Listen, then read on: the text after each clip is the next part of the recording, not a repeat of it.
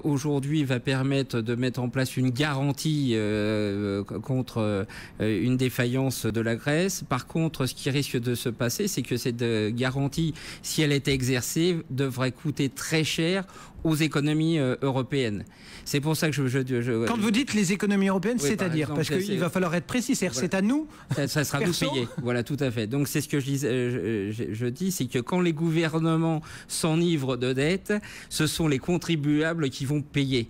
Donc il faut être conscient que si on exerçait la garantie pour payer les... non mais c'est important peut-être de ne pas mettre de si, Michel, là. Oui. C'est-à-dire que... Soyons concrets. La dette, la Grèce ne peut pas payer ses dettes. Ouais. Le gouvernement français et les autres États seraient obligés de mettre la main à la poche. D'accord, mais ça présuppose que la Grèce ne paye pas. Oui, mais et donc c'est à horizon...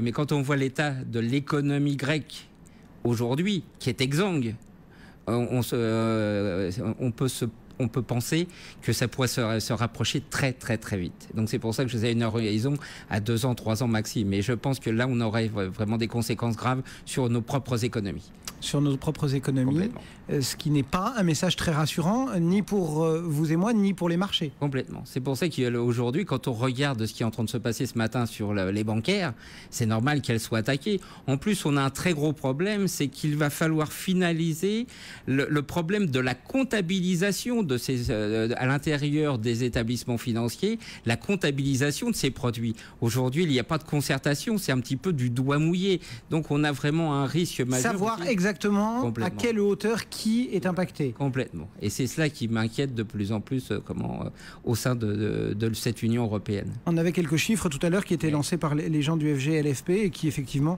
donnaient des chiffres, somme toute encore raisonnables, on imagine, pour les grands établissements. En tout cas, on nous parlait d'1 milliard et quelques pour BNP Paribas, peut-être de 600 millions pour SocGen. Malgré tout, ce sont donc des produits toxiques au sein de la banque. On ne sait pas à quelle hauteur ils sont valorisés. Aujourd'hui, on parle d'une comptabilisation de ces produits à la valeur nominale, alors qu'il y a une décote non négligeable de ces produits. Ça me gêne quelque part. Donc ça signifie qu'aujourd'hui... Et cette question, les stress tests n'y ont pas répondu? Non, tout à fait. Complètement.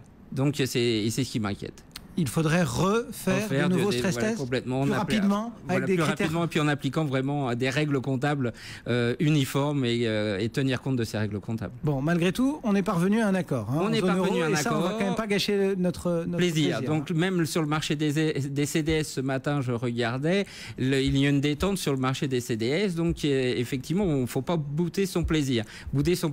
Mais il y a toujours ce risque-là. Donc c'est pour ça que j'estime qu'il faut revenir sur de plus en plus sur des actifs tangibles. Donc il y aurait peut-être un pari osé, parce qu'on parle de l'Europe, mais il y a aussi les États-Unis avec ce qui va se passer le 2 août. Moi, il y a peut-être une valeur à jouer qui serait intéressante, et c'est un pari osé, c'est de dire je vais jouer l'or et je vais jouer le dollar, et c'est d'acheter une mine d'or américaine qui permettrait de jouer les deux en même temps. Bon, voilà une idée de placement. Malgré tout, les États-Unis, si on se réjouit de l'accord européen, il n'y a toujours pas d'accord aux États-Unis, et la pression monte, même si tout le monde dit oui, les Américains ils vont trouver un accord technique, etc. N'empêche que le triple A il est en suspension. Sauter, voilà, complètement. Il est en suspension. Mais lorsqu'on regarde un petit peu l'économie américaine par rapport aux économies, même ne serait-ce qu'européennes, l'avantage des Américains, il suffirait d'augmenter très peu l'imposition, leur impôt, pour très vite diminuer leur endettement. Donc on est dans une autre philosophie, c'est une autre problématique, et je vois très mal, moi, la chute de l'économie, quand même la première économie au monde.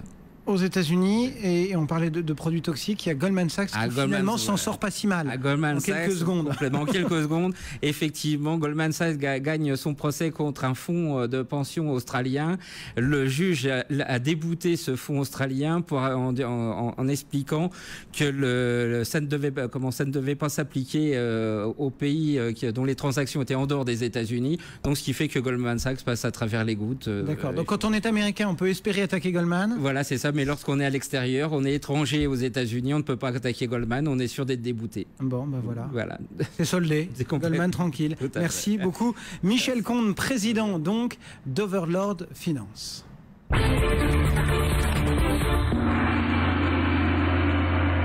Et voici le gong qui résonne sur les places asiatiques. On retrouve Sébastien Djaoui chez Nomura. Bonjour Sébastien.